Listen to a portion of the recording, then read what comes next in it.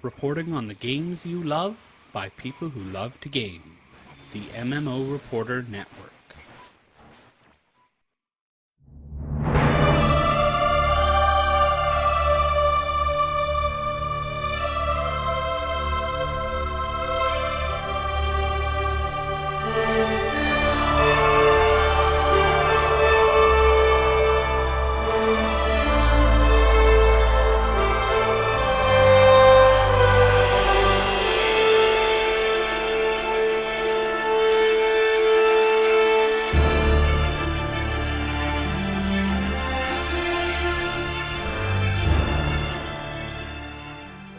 So we're here with a preview of the PAX demo 2015. Oh, thank you. And I'm Matt Wuerffel. I'm one of the game design leads on Heart of Thorns. Yeah, I'm John Peters, also one of the game design leads for Heart of Thorns. And I'm going to get spoiled. It's true. So this happened right at the end of Living World Season 2. The player character and their band of allies has gathered together the whole packed fleet, and they're going in to try and take out Mordremoth before he has a chance to fully wake up. Those are the members of Destiny's Edge, one of the main lore guilds from Guild Wars 2. You can see Mordremoth was not so happy about that attack, so fires back and starts attacking the fleet. One of the big reveals in Season 2 is that the Sylvari are actually dragon minions, and so that entire race was created by Mordremoth. And so one of the questions that we look at throughout HOT is, can you trust the Sylvari? And you'll see that starting in the first mission that you go into in the demo. We ask that question pretty directly, and you have a chance to side with the Sylvari. You can only side with the Sylvari in the demo, but later on you'll have a chance to pick a different route. Yeah, and that's one of our playable races, so it kind of brings up some interesting questions about, even as yourself as a player, the conflicts that we might make you go through. So this is one of the demo version of the first mission from Heart of Thorns. There are some elements that are not there. There's some choice that you don't get to make yet, and but overall, this is sort of the tone of the first mission. You come in, you're discovering where the fleet has crashed, trying to find lost survivors, and in this case, you're a Revenant, the brand new profession. We could talk about those a little bit if you'd like. Revenants are heavy armor profession. They have a lot of ties to the lore of Guild Wars itself and Tyria, in that Ritlock was one of our main characters who went into the Mists during the Living World Season 2, and he returned as a Revenant, the first one. Spoiler alert, sorry if anyone. This was in the season, sorry. Anyway, Revenants channel the powers of the Mists, and particularly legendary characters from the original game. So you can see the two legends we're showing now are the legendary Dwarf Stance, which is from the Dwarf King, Jalus Ironhammer. He was a character in the original Guild Wars Prophecies release. And then the other one is the legendary Demon Stance, which is for the legendary demon Malix the Unyielding. He was one of the final enemies in the Nightfall Realm of Torment, one of the elite missions from that. And so what this lets us do is sort of create these archetypes. And the legends actually, when you swap between them, and you can select two to go between combat. Yeah, as you swap between them, you see that it changes the skills on the right side of your bar, which is a little bit different than the rest of the game, where we tend to let you swap weapons and switch your main weapon skills. Instead, you have a legend swap. What this means is you have 2 heal skills at your disposal, 2 elite skills at your disposal, 6 utility skills at your disposal.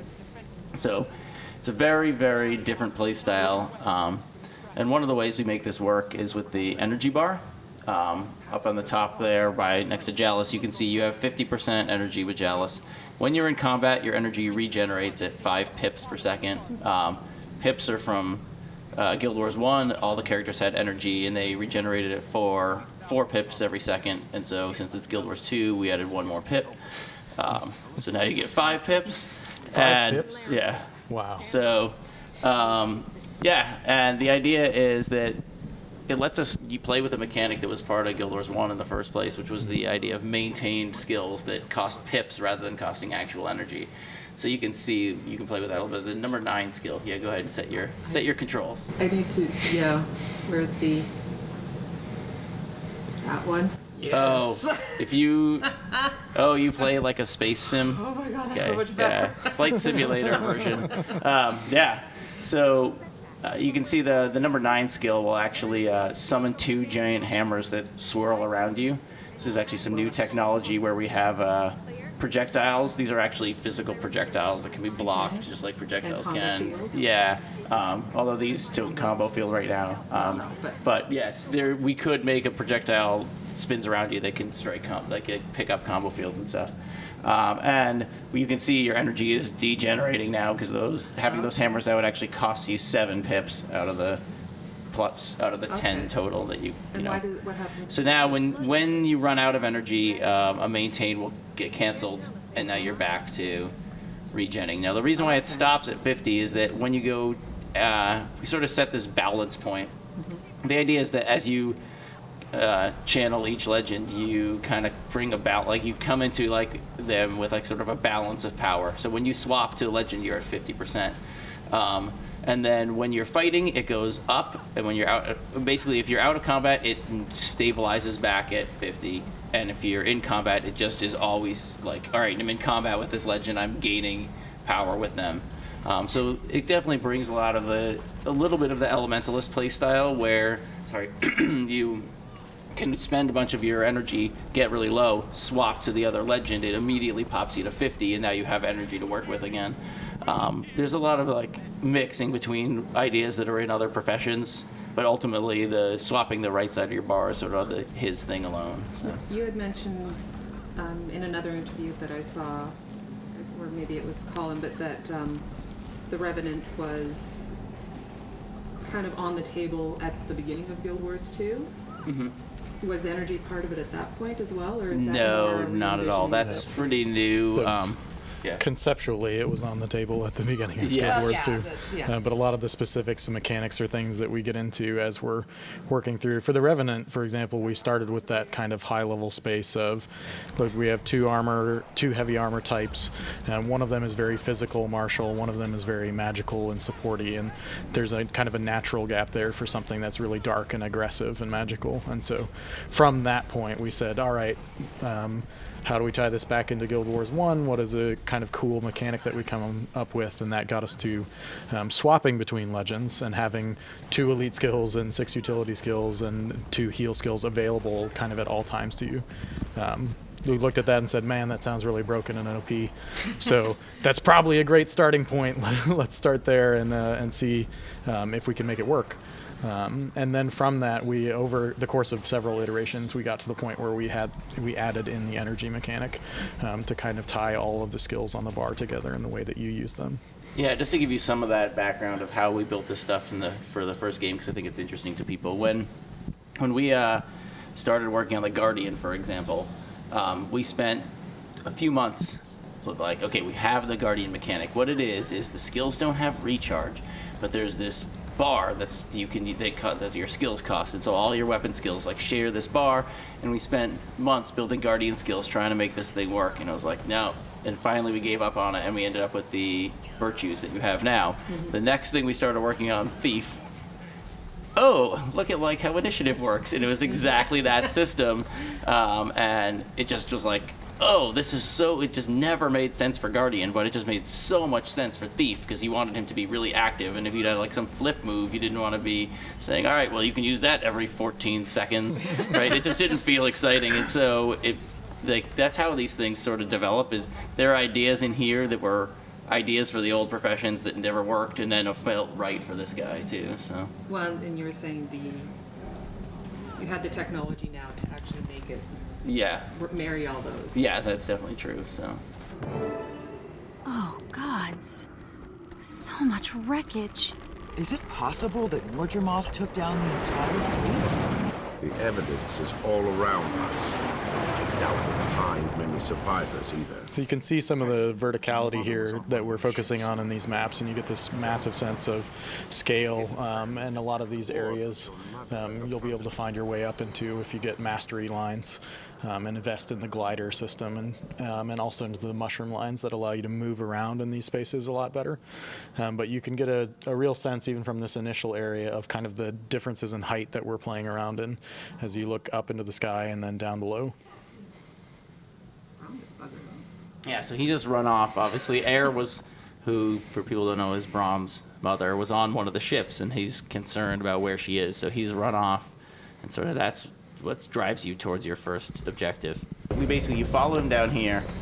There's a camp that you're going to come upon, which is sort of some of the remaining survivors of the wreckage, and show you some of what I think is super exciting about some of our new technology that people have been pretty excited about as well. The character now is able to speak. I'm Bram You'll see in a second. I want to know where she is. Bram, you can't just run off like that. Yeah, and in addition to having them speak in story missions, we also have the ability to have them speak in the open world now. And so, spoiler alert, you'll see Larenthir again in the open world. One of the things that we're trying to do is tie these story missions more tightly into the open world content. And so at the completion of this story mission, you'll see Larenthir in the open world along with the people that you've rescued. And you continue that storyline in the open world with lots of other players. And as you run up to him, he has a line where he's like, "It's good to see you, Commander," and you're like, "No worries," or something like that. I'm sure that's the exact VO. So this would replace the fading out to having person talking.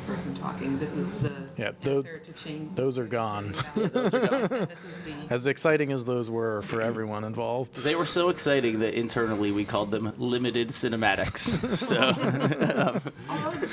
the mouth movement on them was really good. yeah. But we feel like this is just much more immersive, and it's really cool to just see the player interacting in the world. So let's check in here. I got a little woo. Yeah, that actually is another thing. If you want to press it again to see, like we now have the ability to play an effect on the UI. So what ends up happening is we're starting to do a lot more stuff like this, which is really exciting. I'm just gonna keep doing it. Yeah, you can just press that all day. Done. Yeah. And in these story missions, we really wanted to make it as immersive as we can and also give the player as much agency as we can. And so in the base game, when we gave you choices in story missions, oftentimes those would play out in such a way that future story missions would change. So you might decide to go on something, and then 10 levels from then, when you got into the next story step, you're on a different path. In Heart of Thorns, we're very much focused on taking those choices and pulling them inside of an individual story mission. So you have that immediacy that, hey, I can decide right here to go and help Larenthir, or I can go and help Metella, and you immediately have that, hey, we go and do one thing or we go and do another thing, the mechanics change, the gameplay space changes, and then that resolves. And that's, I guess, to help if you've, say there's a break in doing a particular story path, you don't go into it and go, what was I doing? Yeah, there's, I mean, a lot of, Yeah. I think you lose a lot of that sense of immediacy and that you actually made a choice that matters, when the gap in playtime might actually be, hey, I went and I spent 10 hours out in the open world and then I come back. What was going on in the story again? Why am I here? And sometimes we even saw that players didn't realize that they had made a choice that was changing their storyline. Yeah, I mean, like most things we do, right, there are going to be benefits and drawbacks to it. You know, it means that there aren't these different paths that you can take, but you can do that by now replaying these story steps and trying the different versions of it right here, and not feeling like, oh, I have to roll an entire new character to like get all the way to this point to like make the other decision to see what the other step was, which just, you know, that's interesting. But I think it's more interesting for developers than it is for players, because it doesn't sort of give you that. You just end up missing out on what most players just end up missing out on the other half. And here, it's much easier to get back and just see what else there was there. So. Or they just go. Someone makes a tree, Yep. and they just go, okay, I did this. Yep. What else were my other options? Yep. So yeah, you and Lanthe are going to go and recover some captured soldiers. And I think like also we talk a lot about how we wanted Heart of Thorns to have a much more impactful and meaningful story decisions and just like emotional moments. Like this is a place where you've decided, should we rescue these guys or not? And there's compelling reasons for both, and I think that's like a really important thing for us to say. Like, you know, the reason why they don't want to send the other person doesn't want to send people for rescue is they've already lost people. Their numbers are already dwindling. Like, what's the point? Like, if those people could already be dead, like, why are we going after them? And I think that's the kind of choices that we want you to make you feel like are meaningful and important. So. And the people that you're going and rescuing in this case are Sylvari. They're the Pale Reavers from earlier story steps. And so there's that added tension of, look, there's already people here that need our help. Maybe we should shore up our defenses and leave those people because they're Sylvari and we don't know if they've turned. We don't know if they're dead. We don't know what's going to happen. So these guys are ranged, but your hammer is too. So you can actually back up. And then the 4 skill on your hammer, once we get there, is a wall that you can put up to block their projectiles. Well, I'm doing that then, because I'm dying. You got him. You got one almost down there. Yeah, and so, right, you're Revenant, so if you hit F1 and swap legends right now, then you can actually heal again right now. Boom, double heal. 4 seemed like a good thing. Yeah. Yeah. Oh, I'm so used to my mouse. Yeah. I'm just going to stand here and toe-to-toe. There you go. Yeah. Oh, there. So this shows off some of our new creatures, too, which I think we've done a lot of work to just try and make more exciting things. You can see those are ranged archer guys, but when they shoot, they leave a trail on the ground. You can actually jump over it, and so it's a lot, like you know, like when they a little bit, yeah. And I think it's a lot more not about making... We didn't want to say, okay, like Heart of Thorns, the creatures are just going to be harder. They're going to have, you know, normally that just ends up meaning more health and more damage, and it's not really very exciting. Instead, even though this probably means basically the same thing, we want them to be more challenging. There's a thing, you can see what's happening. Okay, I saw he lays that trail down. I know I need to step out of that sort of fundamental piece of it. You know, that every creature, that's an important thing, because we've learned a lot about how the game plays and what makes interesting decisions for players now. That's right, you got it. We're not worried about you. That's why we're just talking over your battle here. But yeah, that was sort of a big thing for us. So we wanted to make sure that creatures in this expansion really like took advantage of the different combat systems in the game. Oh, he found you. And at its core, a lot of the combat in GW2 is about active movement, positioning, being able to dodge, and a lot of your skills have movement as part of the skill itself. And so we looked at a lot of the creatures that we had in the base game, and they didn't do a great job of saying this is where it's going to be dangerous and this is when it's going to be dangerous. And they don't necessarily do a great job of controlling the battlefield in terms of creating interesting spaces that you have to position yourself in safe spots or in places to do extra damage. And so you'll see with a lot of the creatures in Heart of Thorns that they do try to control lots more of the environment. So you're going to see that right here. These guys, they lay down these areas, which then grow. And so you start losing space where you can stand, and you have to move and reposition yourself. And, you know, it's not like standing in there is going to kill you. The old World v. World panel. Yeah, I pull that up every once in a while in the middle of a fight. Just got to check the score. Yeah. Nice. Yeah, so, you know. Stormbluff Isles is in the lead. All right. Yeah, so, you know, standing in here doesn't kill you, obviously, but it's dangerous, and the more you stand in it, the worse it gets. And it sort of gives you this sense of, okay, there's an obvious warning that, you know, you're in an area that is dangerous and you need to start moving, but it kind of gives you some time to adjust to it. So it's not about putting, you know, making things impossible, about making you just think a little bit about what you're doing when you're fighting these guys. There you go. I think you got them. Yeah. Then as we have a lot of these puzzle pieces that you start to learn how they interact and strategies that are effective against different ones, we can combine them in different ways in the open world or in story missions to present new challenges where you have to prioritize. Do I take out that guy in the back that creates the growing wells? Do I need to take out the rangers? Can I let that hammer guy get close to me because it's easier to dodge his big attack? And so we can start to have a lot of that prioritization choice and moment-to-moment gameplay feel really good. So that hammer skill, too, is sort of your bread and butter damage skill. And has a very, very short cooldown because it costs energy instead of having much recharge. So it's a pretty effective strategy. That's a big kind of area knockdown skill that they have. And Hammer 2 actually does more damage the farther away you are from the target. Yes, yes. A bit like the Great Sword on Mesmer, yes. All right, so yeah, you've rescued 2. I believe there's one more set of guards. And this one has the guy that Matt was talking about. He's a hammer boss. And he shows off our new version of Defiance, which is this gray bar above him. So now you see when he goes to use his big skill, his bar turns blue for a moment, and if you throw your interrupts, then you can interrupt him. But otherwise, you can't knock him back. You can't do anything to him right now. What was the little gray-green triangle around it? That's a new boon called Resistance. That's the effect for that. And what Resistance does is it makes the conditions that are on you, it sort of temporarily nullifies them. So you have 5 seconds of bleed on you. If you get 3 seconds of resistance, the first 3 seconds of bleed will tick, but they just won't do damage. And then when the resistance falls off, bleed will again continue to do its damage.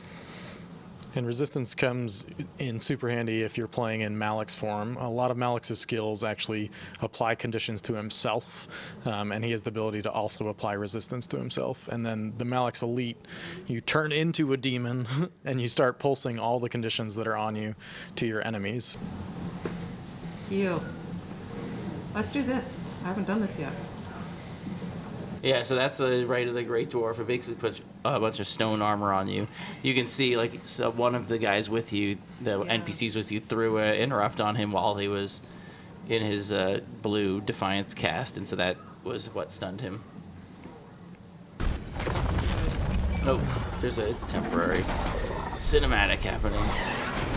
These are what they call Mordrum Breachers, is that right, Matt? And they are giant worms that they'll come up and then they'll spit out enemies that you have to deal with. So this is sort of like the basically final boss of this story mission. And then we'll kind of head out into the open world and you'll see kind of how there's a lot of connectivity. You've seen a lot of crashing helicopters in the stuff we've shown in cinematic. At the end of this, you'll be fine. That guy's almost down. Want him. Might be too far away from you. There you go. Once you get out into the open world, I'll join you out there. I need help. So you're gonna recognize some of these guys. They're the plant wolves. What are they called? Thorn wolves. Thorn wolves. Yes, thank you. And these Mordrum thorn wolves that basically they have an attack that kind of like leaps through behind you and then does a bunch of extra damage when then they try to do damage by getting behind you. So you kind of get this sense of like you just kind of keep moving and keep them in front of you and you're fine. There you go. That's like the last one. Oh, there's 2 more wolves. Yeah. Mordremoth's forces overpowered us. They locked us up here with corpses from the crash site. They took the others south to join the Jungle Dragon's army. We would have been next, but we didn't break. And now we're going to give Mordremoth's horde a taste of what it gave us.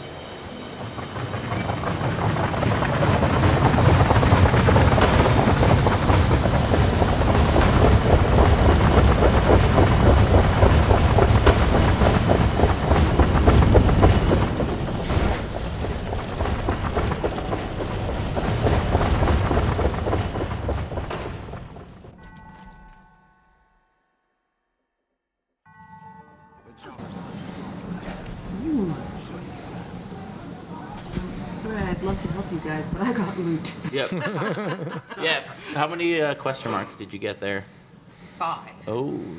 5 question marks. Yeah. Is that a good? Is that a random? That is sort of what that is our attempt to say, like, there's stuff that is going to be in this region that doesn't exist in the base game yet. So, be prepared for rewards that are new and different. Like legendary jewel crafting items? So now you're in the open world. Or a centigrade?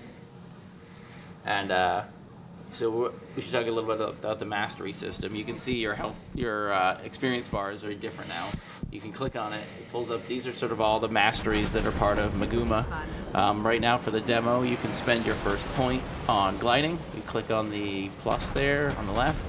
This is not the final UI for masteries. I'm quite certain.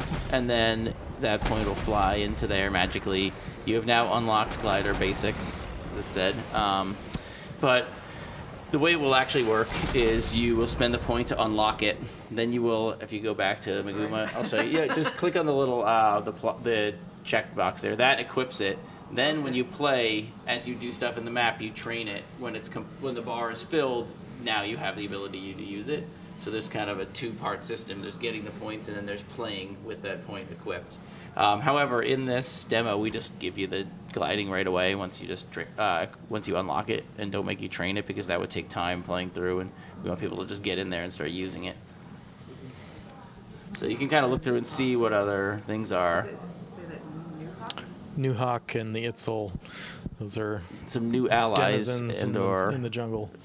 Yeah. And so a lot of those mastery lines are tied into what creatures live and what civilizations are there in this portion, and what skills can they teach you. Can you learn their language so that you can talk to NPCs out in the world that you couldn't interact with before?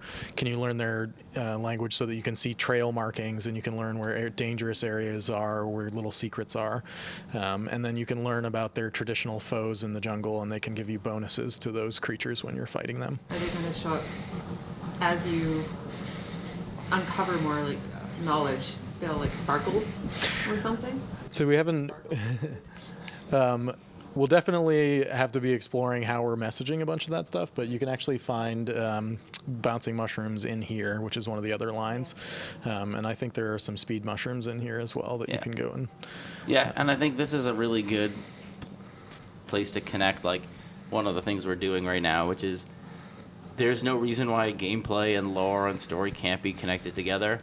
And so we like to make sure that, like, for instance, Ritlock, like, we know he has a place he came from. Like, Revenants have, like, a connection to the world. They have, like, a connection to the history, but they also have gameplay.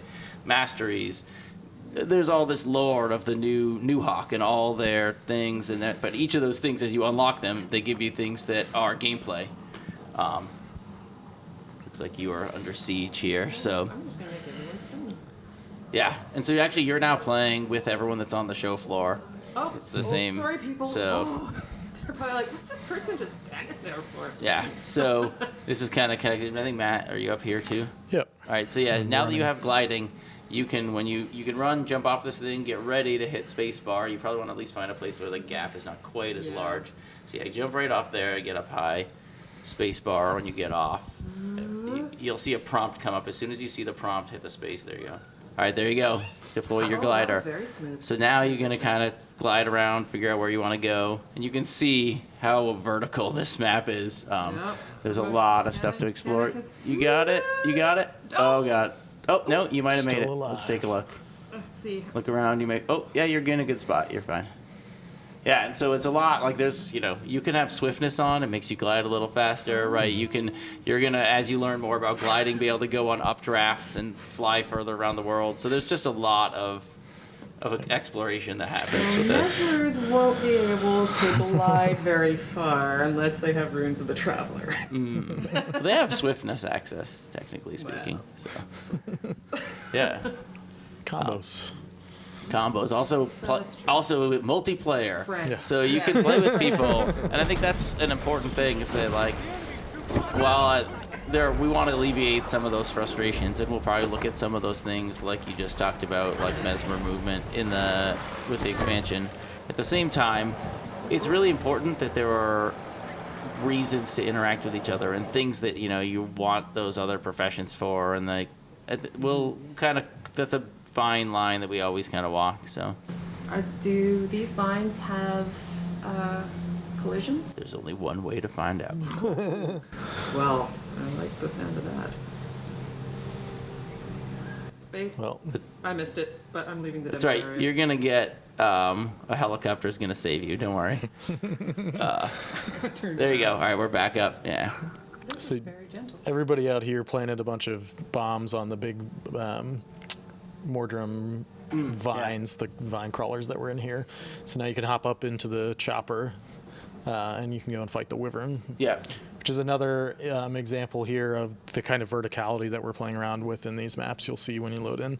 And for the demo, we actually unlock updrafts for you as well. Yeah, that's you can true. see So them you- in this map. In fact, yeah, jump off here and then hit space and then fly over towards one of those things. Like, don't you land did? yet. Yeah, just right over there. Just right over there, like near that updraft. When you hit it, it'll revive your stuff and send you back up. And now you can go and land on the. I mean, you could have landed anyway, but it's fun to show it. Again? Yeah. Yep. Yeah. And now. Nice. I like how they disappear. Oh, look out! You may even gonna need that glider pretty soon. Okay. No. So that's one of the Wyvern's big attacks. This is one of our big bosses we're showing off. It has again the new Defiant Bar. What he does. In What he some ways, it's one of our small bosses that yes, we're showing off. that's true. That's true. And so yeah, you see like, he has a bunch of phases, which I think players can like really get into, which is.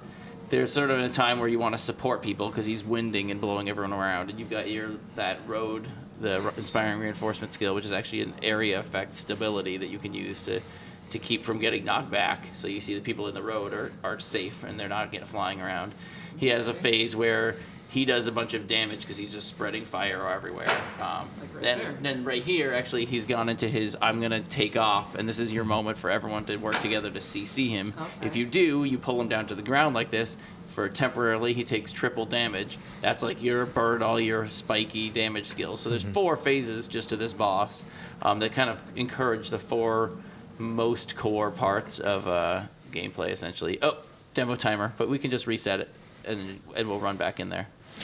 But we have, okay. So yeah, well, anyway, yeah, I we've know kind what of you run did. through the whole thing, and we can, yeah. I did it very slow. That's all right. Yeah, and I feel like, just at this point, questions you have for us, we're happy to answer. Or questions we have for you. Yeah. Yes, like, Turn this what did into you think of the Revenant? I was confused, but no, it looked really neat. I like the animations were really great. The different types of reticles on the ground were really handy. I think the brick. Oh yeah, Was that's really a big nice. thing that I think we're working very hard towards. It like every time we do a ground target skill moving forward, it will have its own decal, so you know which skill you just clicked, and you're not just like, which random circle am I placing down now? So that's going to be, I think, a big thing we're pushing forward with. Well, and a lot of those skills have different shapes, and so getting that decal to match that shape so you can see what areas am I actually hitting and what areas am I not hitting. When you have a lot of people laying those down, is it still easy to tell which one's yours, you think? Is it the fact that it's green before you actually lay it down? Yeah, you don't see the other people's Oh, okay. placing, like the decal. It's like, hey, this is where it's going to go. So you just see It's your like own. once Yeah. once it's Yeah. activated. Yeah, and I mean that'll be a big thing. Another thing, like you said, I agree. The Revenant it's not the easiest profession. It's definitely not warrior, but Yeah. And but jumping in at level 82 Yes, that's what I was with gonna all the say. mechanics there, so it makes it tricky. yeah, or key bindings or keyboard. Yeah, so. But it's sort of in the middle of the road. We wanted it to be around in that middle ground where maybe I don't know what Mesmer Ranger kind of feel are. Whereas like Necro is in there too. I think everyone. I think it's pretty safe to say Thief and Ellie and Engie are in the more complex range, generally speaking. So this sort of falls right more in the middle ground, which we felt was good because there are a lot of players already still playing Guild Wars and they want something that's got some new challenges to it. But at the same time, we want to bring new people in, and we didn't want to bring this new. They're going to want to play the new profession because they won't be behind, and we didn't want that one to be the most complex one, obviously. So I know when I do make a Revenant, I plan on playing it organically, like just leveling up through the story. Do you think that that's like, for a lot of players, that might be the better way to go? As I we mean, just get used to it. I think throughout so. the levels? Yeah, I mean, maybe I'm wrong, but hopefully people are buying the game because it's fun. Therefore, like, they should just play however they want to, and generally speaking, it shouldn't be like, oh, it will be fun once I'm level 57. Yeah. Like, just either you're having fun right away or not, and it's our goal that you're having fun right away. Yeah, and that's one of the reasons that we did the mastery system instead of increasing the level cap and swapping gear tiers on you, so that you have that, like, you don't have to get to level 80 and then continue up to level 90 and validate all your progress or the earlier zones. We want you to be able to play the game from the get-go and experience awesome stuff. And if you've worked really hard to get Ascended gear, that's amazing, and we should celebrate that. And we should make new content that is challenging and that lets you show off that you've done that stuff without saying, hey, you did a good job before, and now you need to go and get the new tier of gear. Yeah. Right. And so Masteries lets us do a lot of that, where you have that regional or contextual progression, and you can go and play in that region, and as you're earning mastery points and spending them, you open up new strategies and new ways of engaging with that content and new ways of being more efficient or new areas that you can explore. But it doesn't invalidate the rest of the game. It doesn't change the gear that you've worked very hard for. So the new areas, if you were, they're very vertical, if you were to kind of dismantle them, would you say like Lornar's Pass size? Because that's a big map. I don't know what their like 2D size is, just because you kind of get lost in the 3D space. So I honestly couldn't tell you actually what the size of them are, but they feel big. Yeah, they definitely feel big. And these would all definitely be level 80 maps. Like, you wouldn't want to roll a level 1 Revenant and take it right there. Right, yeah. These are definitely the jungle. Maguma jungle is all 80 and beyond, as you'll start to probably need some of the mastery stuff, or at least want it to make your way through. Yeah, and that was really important to us, that we built a progression system, that the things in it were fun and not just like new numbers. And that takes time, and it wasn't easy, but that's sort of part of, like, if you're trying to do something that's different, it's rarely easy to do. So, yeah, and that's another one of those things with the mastery system where you can see the precursors to that are kind of in Silver Wastes and Dry Top. These maps have mechanics, and they have the aspect mastery skills that let you move around, but we had to build those kind of map at a time.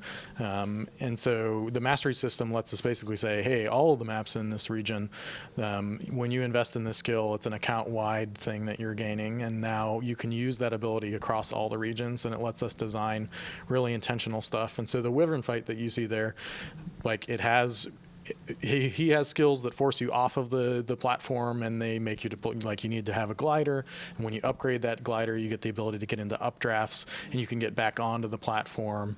So it gives us a big tool set to build really interesting spaces, and then a lot of tools to give to players to engage with stuff in different ways. And they don't have to redo it 8 million times. Mm-hmm. Right. Just awesome. Cool. Thanks, guys. Hey, thanks for playing. You enjoyed it. Much better than this would seem to indicate. Oh, it's fine. This is about what happens when I play on the show floor. People are watching. It's really hard. So, thank you guys so much.